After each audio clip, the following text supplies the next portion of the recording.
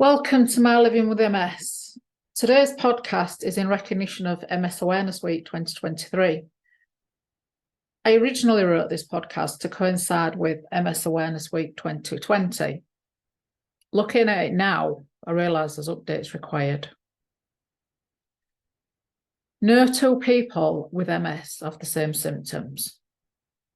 Those were the words that rang around my ears and in my head in light of my initial diagnosis with multiple sclerosis.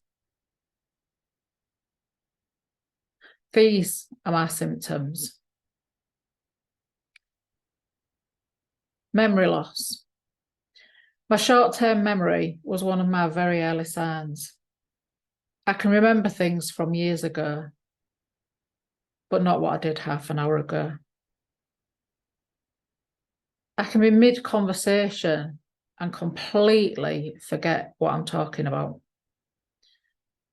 When we were kids, we used to get accused of lying if we forgot what we were saying. Nowadays, it's just something my friends and family are used to. And they're ready themselves for reminding me what I'm talking about, and sometimes completing sentences. My petrol usage is increased because I forget where I'm going. I forget directions to places I've been multiple times before. Setting off for the pub and driving straight past. My friend ringing me to say, "Where are you?" No one knows this, only me. Oh, and you, if you're reading, listening, watching this now. I can plan a route, but unless someone sits next to me and tells me where I'm going, I will invariably forget. Urinary issues, taboo subject to many, but matters all the same. This is one where I'm going to highlight the use of disabled toilet facilities and invisible illness. The damage caused by the exposure of the nerves in my body results in weakness in my bladder, urgency to go, the inability to hold it in. Therefore, if I need to go, I need to go. I do wear M&S high protection period pants all the time. I can highly recommend them. They just give me that confidence I sometimes need to go out of the door. The hermit sign. There's one for you. You will have heard people say, "Someone just walked over my grave." But this is like a full-on electric shock. It starts in your neck and runs all the way down your spine. Literally, like feels like somebody stuck a piece of electric at the top of your spine. The first time it happened to me, it scared me half to death. I couldn't move. It happened in bed, and at first I thought I was in the middle of sleep paralysis, as it's something which I have experienced previously due to anxiety. But I couldn't move. I was stuck in one position as it passed through my body, and it ended up in my arms. It's happened since, no warning, just sat watching TV. The only thing I can do is go with it and rest afterwards. Tremors. Anything that causes fatigue, sensitivity such as noise, heat, standing too long, all raise my heart rate and exacerbate my symptoms. This can cause internal shaking in both my arms and legs. Again, the first time this happened, it resulted in me losing the use of my arms and legs and having to be carried out of the DW Stadium in Wigan. Thanks to my amazing friends who spotted what was happening. RBS. I've always put my IBS down to stress and diet. Now it's fatigue. When I really can't put one foot in front of another and I feel like I'm wading through sand, I either throw up or have diarrhea. Uncontrollable also. After years of this and the pain which comes with it, my GP referred me to a colorectal surgeon, and I now have a cream I use every day. They normally prescribe it for people with seizures, but it stops the painful spasming which I was experiencing prior to a bowel movement. Pain. This can be neuropathic pain, which sets off muscle aches, spasticity, pins and needles, numbness, joints locking or giving way, pain from electric shocks, MS hug, and other pain I get. My pain can literally go from 1 to 10 with a flick of a wrist or an ankle. Lesions are found either in the brain or the spine or even both. I have both. Ooh, lucky me. Click here to see where I go into detail about the immune system that causes inflammation that attacks the myelin sheath around the nerves. It's up here, there. Eyesight. Optic neuritis is familiar with MS, and it exposes the optic nerve and can cause temporary blindness. Back in 2013, when I had my first flare, it was my eyes that went blurry and I couldn't focus. Now, when I get really fatigued, they are one of the first things I struggle with. My left eye starts to droop, which is attractive. I can't see words on a screen in front of me. I can't watch television. I just have to sleep to recover. Spasticity. Have you ever woken up with cramp during the night? Well, times that by 10. When I say the pain is excruciating, as someone who has lived with endometriosis, had a gallbladder removed and also had a hysterectomy, I'm not exaggerating. My leg locks from top to bottom. My arms lock. My fingers lock. My stomach locks. My neck locks. And then there is the MS hug, which feels like someone is squeezing the life out of me. It feels like the worst heartburn you could ever have.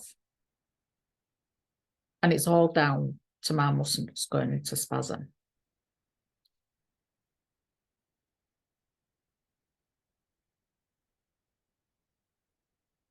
Cognitive dysfunction, which we nearly suffered with then, also known as brain fog, cog fog, ME fog, MS fog, just fog really. Prior to diagnosis, my attention span was getting shorter. I was struggling with decision making. As a born organizer, I was not organizing. I was seeing things in front of me and not recognizing them. Spreadsheets that I had excelled at. Notice the pun there. I couldn't decipher. I became unreliable. The information I was producing was wrong, and I couldn't see it. I get to the stage when I can't understand what is in front of me, reading line after line and not recognizing, especially what chapter of a book is about. This is one of my most scary symptoms, I have to admit, because I feel like I'm losing my mind. Up till now, it's come back once I've rested. But it does make me think there may be a time it won't. Lumbar puncture. This is also called a spinal tap, as a diagnostic test for MS that removes a sample of cerebrospinal fluid. This is the fluid that surrounds the brain and spinal cord within the skull and backbone. In 2013, I had this test and it came back positive. for oligoclonal bands. This means the antibodies in my blood were high and destroying the myelin surrounding my nerves. We know all about the myelin now, don't we? Myelin is the sheath that surrounds the nerves, and it's this getting destroyed, which is a classic MS diagnosis. You might also refer to the McDonald criteria. However, my neurologist failed to tell me what a positive lumbar puncture meant. Emotional problems. I was diagnosed with multiple sclerosis after nearly a year of being off work, and I missed both work and my colleagues dearly. This brought on a sense of guilt that I was not meeting my obligations to my colleagues, the company, and mostly myself.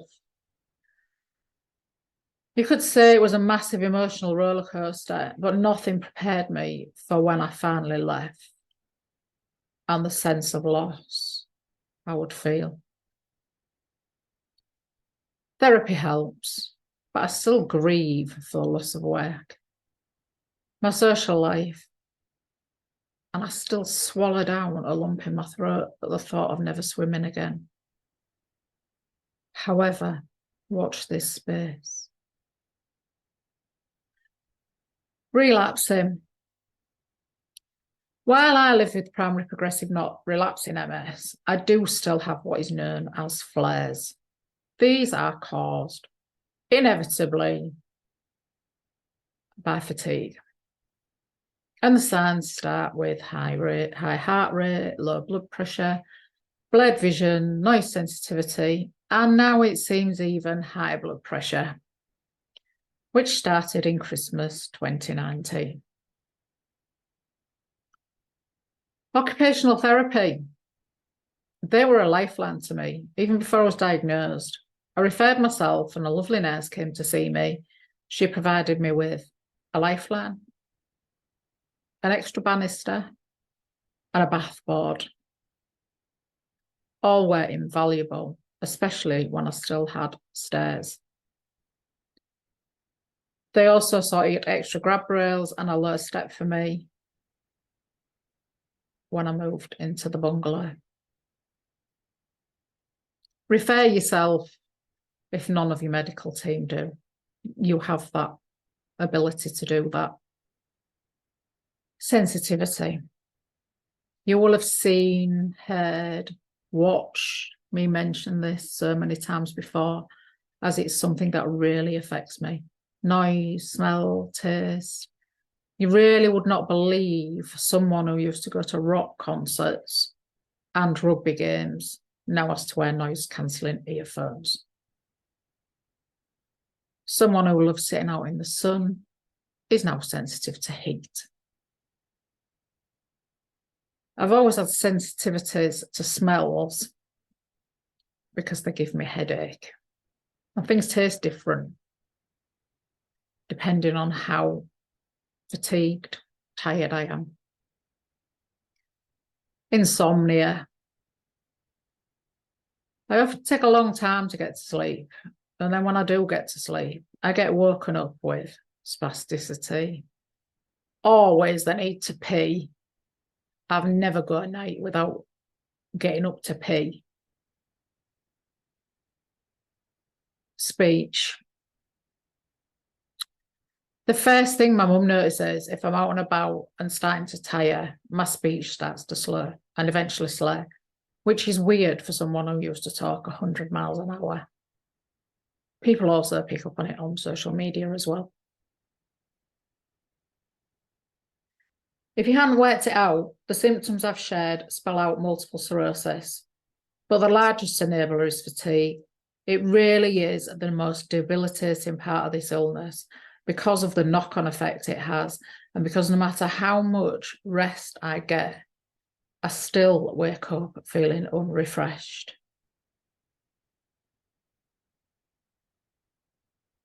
No magic diets, no CBD, no exercise, no pills or potions or any of the other suggestions that used to get thrown at me on a daily basis will help. And finally, all of the MS charities have joined together to recognise MS Awareness Week 2023. And they are asking you to complete MS Makes Me. MS makes me proud. Proud of what I have achieved since diagnosis. And I haven't even started.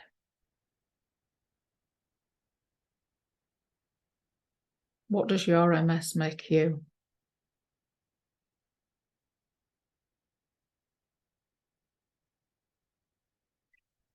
You can also find me on Facebook at Accessible Rach, Instagram accessible_Rach, and My Living with MS, Twitter at York Socialist, that's for another day, TikTok at My Living with MS, and wherever you get your podcasts, My Living with MS. Until next time, bye for now, and take care, everybody.